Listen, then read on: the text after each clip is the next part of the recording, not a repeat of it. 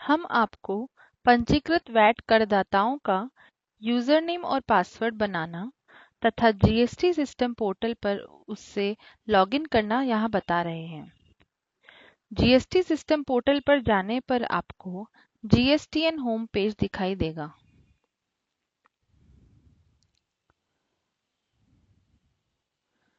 Login button पर click करें। आपको डिक्लेरेशन पेज दिखाई देगा।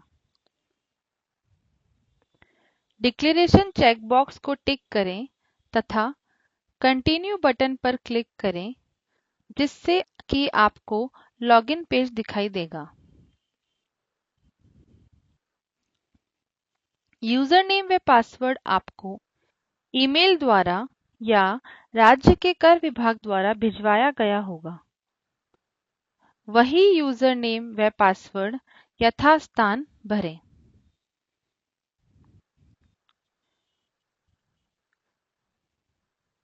कैप्चा में जो अक्षर है उन्हें बॉक्स में यथावत टाइप करें।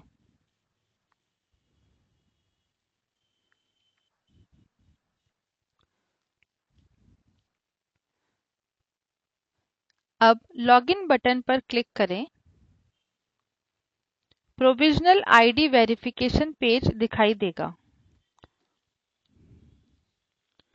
यहाँ ऑथराइज सिग्नेटरी अर्थात प्राधिकृत हस्ताक्षरकर्ता का ईमेल एड्रेस तथा मोबाइल नंबर भरें तथा कंटिन्यू बटन पर क्लिक करें।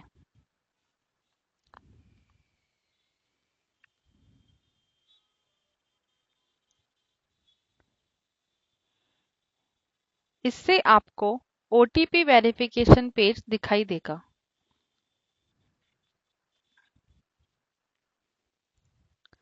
आपको दो अलग अलग ओटीपी मिलेंगे।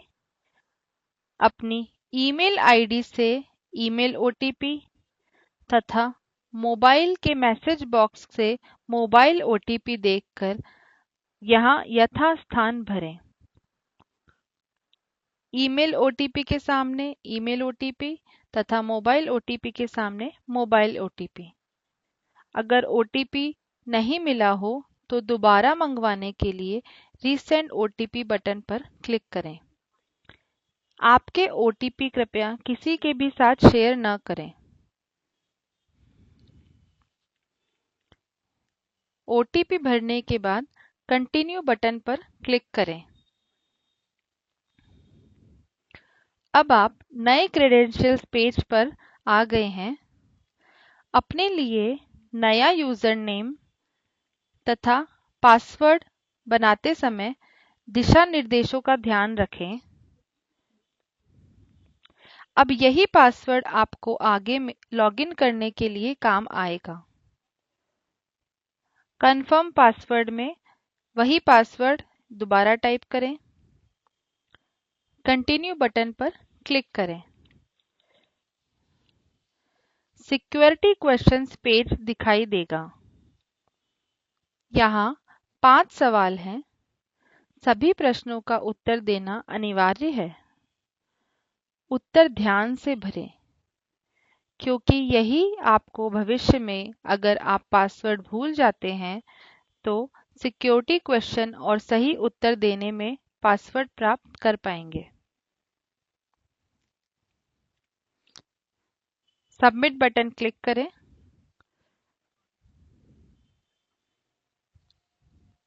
आपकी स्क्रीन पर एक संदेश दिखाई देगा।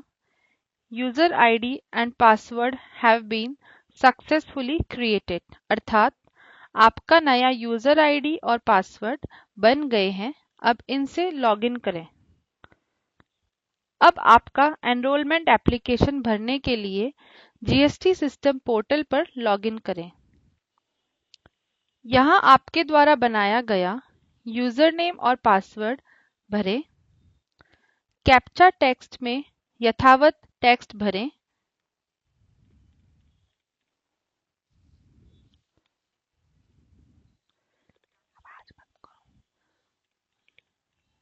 लॉगिन बटन पर क्लिक करें। आपको वेलकम पेज दिखाई देगा। आगे बढ़ने के लिए कंटिन्यू बटन पर क्लिक करें। अब आप एनरोलमेंट पेज पर आ गए हैं। डैशबोर्ड टैब पर क्लिक करें। माय एप्लीकेशन स्टेटस से आप अपनी सेव्ड एनरोलमेंट एप्लीकेशन देख सकते हैं जो कि अभी तक सबमिट नहीं की गई है। रजिस्टर और अपडेट डीएससी टैब से आप आपका डीएससी पहली बार पंजीकृत कर सकते हैं या पंजीकृत डीएससी को अपडेट कर सकते हैं। अब तक आपने जीएसटी सिस्टम पोर्टल पर यूजर नेम और पासवर्ड बनाना तथा उनके उपयोग से लॉगिन करना सीखा है। अब हम मौजूदा पंजीकृत वैट करदाताओं को जीएसटी में एनरोल कराना बताएंगे। आप द्वारा बनाया गया नया यूजर नेम और पासवर्ड से जीएसटी सिस्टम पोर्टल पर लॉगिन करने पर वेलकम पेज दिखाई देगा। कृपया ऊपर लिखे अपने बिजनेस नेम पर ध्यान दें। कंटिन्यू बटन पर क्लिक करें। एनरोलमेंट एप्लीकेशन दिखाई देगी।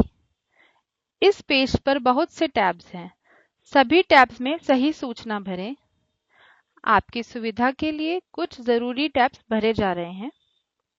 बिजनेस डिटेल्स टैब पर आपके व्यापार से संबंधित सूचना भरें। ध्यान दें कि 4 फील्ड्स ऑलरेडी भरे हुए आएंगे।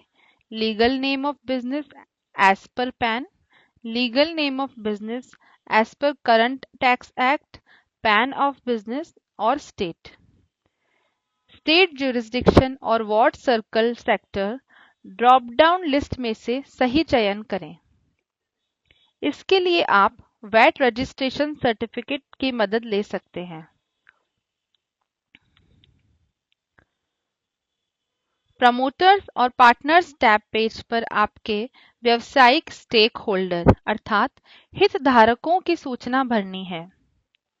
ऑथराइज सिग्नेटरी टैब पेज पर सभी प्राधिकृत हस्ताक्षरकर्ता की सूचना भरें।